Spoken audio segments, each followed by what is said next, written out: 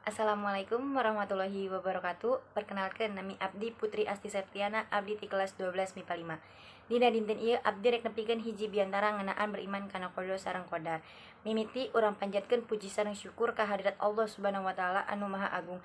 Dina dinten ieu urang sadaya tiasa ngariung sasarengan dina acara ieu. Salawat sareng salam mugi tetep ngocor ka Kanjeng Nabi Muhammad sallallahu alaihi wasallam sareng kaluargina katut ka para sahabatna anu gaduh kamulyaan teu hilap ka sadaya umatna.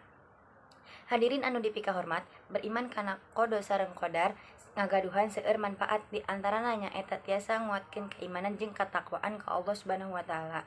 Eta sebabna ayeuna qada sareng qadar ieu teh tiasa numuwukeun kawane sareng kasabaran urang sarami urang hirup di dunya.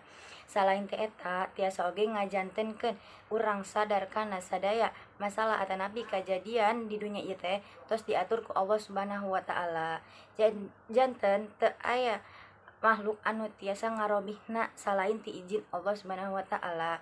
Bahkan manusia moal tiasa ngajauhkeun atanapi ngahalangan ketetapan ti Allah Subhanahu wa taala.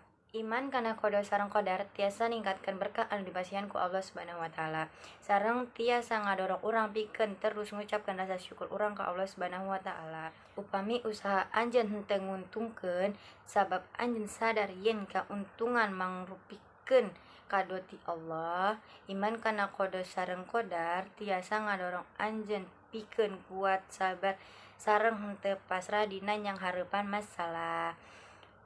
Janten urang kedah tawakal sabab segala rupa anu kajadian mangrupakeun ketetapan ti Allah Subhanahu wa taala.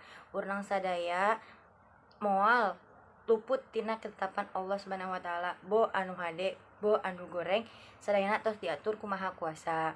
Sareng nalika urang kacilakaan, urang kedah nyarios kalimat istirja. Kalimatna nyaeta innalillahi wa inna ilaihi rajiun anu hartosna saestuna urang milik Allah Subhanahu wa taala sareng ka Allah Subhanahu wa taala oge urang sadayana muli. Sakieu heula biantara ti abdi upami aya kecap anu henteu raoseun dina anjeun kuring nyuhunkeun hapunten. Wassalamualaikum warahmatullahi wabarakatuh.